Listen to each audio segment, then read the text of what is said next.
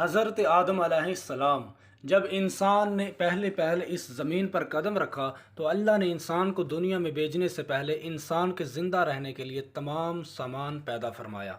ہوا، پانی، آگ اور مٹی یہ انسان کی بنیادی ضرورت تھی۔ اس کے بغیر تو انسان زندہ ہی نہیں رہ سکتا۔ انسان کے جسم میں قوت پیدا کرنے کے لیے کھانا بھی ضروری تھا۔ اس کے لیے اللہ نے پھل پھول، میوے، پودے، ہرے بھرے درخت پیدا کیے۔ اس کے علاوہ سر اٹھائے بلند و بالا پہاڑ، رواں رواں گنگناتے ہوئے چشمے، بل کھاتے دریا، بے قرار سمندر، چاند، سورج، ستارے، غرض کہ ہر وہ چیز جو انسان کے زندہ رہنے کے لیے ضروری تھی پیدا کی۔ ان سب چیزوں کے علاوہ انسان کے آرام اور سہولت کے لیے اور چیزوں کی بھی ضرورت تھی، وہ بھی پیدا فرمائی۔ زمین آسمان کے اندر بے شمار چھپے ہوئے خزانے اور وسائل ہیں، مثلا لوہا، چاندی، ابرق، تیل، کوئلہ اور گیسیں ہیں۔ یہ تمام چیزیں انسان کی ضرورت کی ہیں۔ ان سے انسان فائدہ حاصل کرتا ہے۔ ان تمام چیزوں کو زمین کے اندر سے نکالنے اور دریافت کرنے کے لیے ایک ایسی ذی عقل اور علم رکھنے والی ہستی کی ضرورت تھی جو ان تمام چھپی ہوئی اور اوجھل چیزوں کو ڈھونڈ کر نکالے اور اپنے ہی لیے کارآمد بنائے۔ یہی ہستی جسے انسان کہا جاتا ہے۔ انسان کو اللہ نے عقل اور سوچنے سمجھنے کی صلاحیت عطا کی، پھر دنیا میں بھیجا۔ سب سے پہلے انسان حضرت آدم علیہ السلام تھے۔ انسان کی نسل حضرت آدم علیہ السلام سے چلی اور تمام انسان حضرت آدم علیہ السلام کی اولاد ہیں۔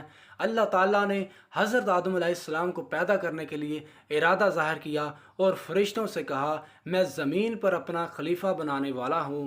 اس پر فرشتوں نے اعتراض کیا اور کہا، کیا آپ زمین پر انسان کو پیدا کرنے والے ہیں؟ انسان تو زمین پر فساد برپا کرے گا اور خون بہائے گا۔ ہم تو تیری پاکی بیان کرتے ہیں اور تیرا شکر بجا لاتے ہیں، کیا ہم عبادت کے لیے کافی نہیں ہیں؟ اللہ نے فرمایا، جو میں جانتا ہوں وہ تم نہیں جانتے۔ پھر اللہ نے خود اپنے ہاتھوں سے حضرت آدم علیہ السلام کا پتلا بنایا، پھر اسے سنوارا اور اسے مناسب شکل دی۔ اس کے جسم کا ہر حصہ خوبصورتی کے ساتھ بنایا۔ پھر اس مٹی کے پتلے میں اللہ نے اپنی روح پھونکی۔ پھر اللہ نے فرشتوں سے پوچھا کہ چیزوں کے نام بتاؤ اگر تم سچے ہو۔ فرشتوں نے جواب دیا، ہم نہیں جانتے، سب سے زیادہ تو آپ جاننے والے ہیں۔ ہم کو تو بس اتنا ہی علم ہے جو آپ نے ہم کو سکھایا ہے۔ آپ بڑے علم اور برکت والے ہیں۔ اللہ نے آدم سے کہا، اے آدم، ان فرشتوں کو ان چیزوں کے نام بتاؤ۔ اللہ نے آدم کو تمام چیزوں کے نام بتا دیے تو آدم کے علم میں تمام باتیں آ گئیں۔ آدم علیہ السلام نے ان چیزوں کے نام بتا دیے تو اللہ نے فرشتوں سے کہا، کیا میں تم سے نہ کہتا تھا کہ میں آسمانوں اور زمین کے اندر کی سب پوشیدہ باتوں کو جانتا ہوں، اور جو کچھ تم ظاہر کرتے ہو اور جو کچھ چھپاتے ہو سب کا علم رکھتا ہوں۔ اللہ تعالیٰ نے فرشتوں سے کہا، آدم کو سجدہ کرو۔ تمام فرشتوں نے آدم علیہ السلام کو سجدہ کیا، لیکن ابلیس نے سجدہ کرنے سے انکار کر دیا۔ وہ غرور کرنے والوں میں سے تھا۔ تجھے کس چیز نے سجدہ کرنے سے روکا جبکہ میں نے تجھے حکم دیا تھا؟ اللہ نے پوچھا۔ ابلیس نے کہا کہ آپ نے انسان کو مٹی سے بنایا اور مجھے آگ سے پیدا کیا۔ ابلیس کے معنی مایوس اور نا امید ہونا۔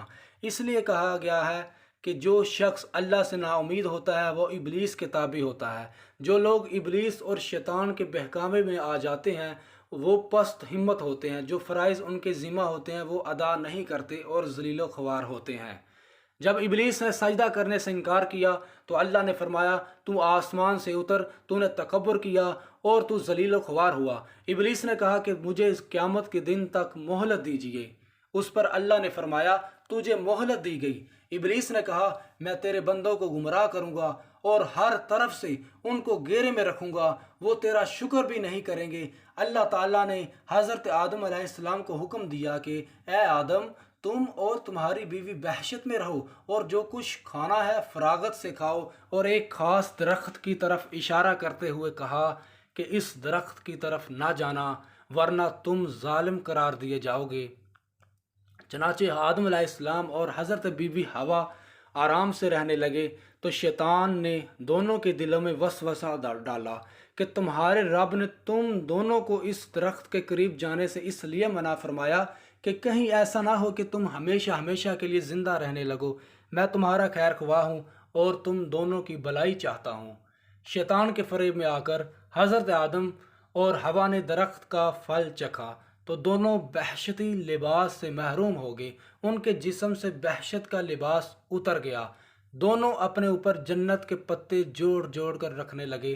ان کے رب نے ان کو پکارا اور کہا، کیا میں نے تم دونوں کو اس درخت کے قریب جانے سے منع نہیں کیا تھا، اور یہ نہ کہا تھا کہ شیطان تمہارا کھلا دشمن ہے؟ حضرت آدم اور حوا دونوں سے غلطی ہوئی، انہوں نے اللہ کا حکم نہیں مانا۔ اس غلطی پر دونوں کو سخت ندامت ہوئی۔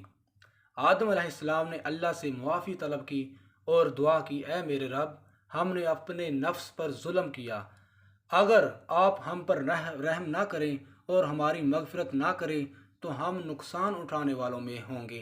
یہ دعا قرآن مجید میں ہے، ربنا ظلمنا انفسنا وان لم تغفر لنا وترحمنا لنکونن من الخاسرین۔ یہ دعا آدم اور حوا کو زمین پر اتار دیا اور کہا کہ تم ایک دوسرے کے دشمن رہو گے اور ایک خاص وقت تک تم دونوں کو زمین پر رہنا ہے۔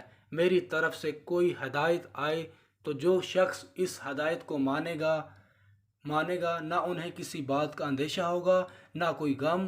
جو میری نصیحت سے منہ موڑے گا اس کے لیے دنیا میں زندگی تنگ ہوگی اور قیامت کے روز اس کو اندھا اٹھائیں گے۔ اللہ اکبر۔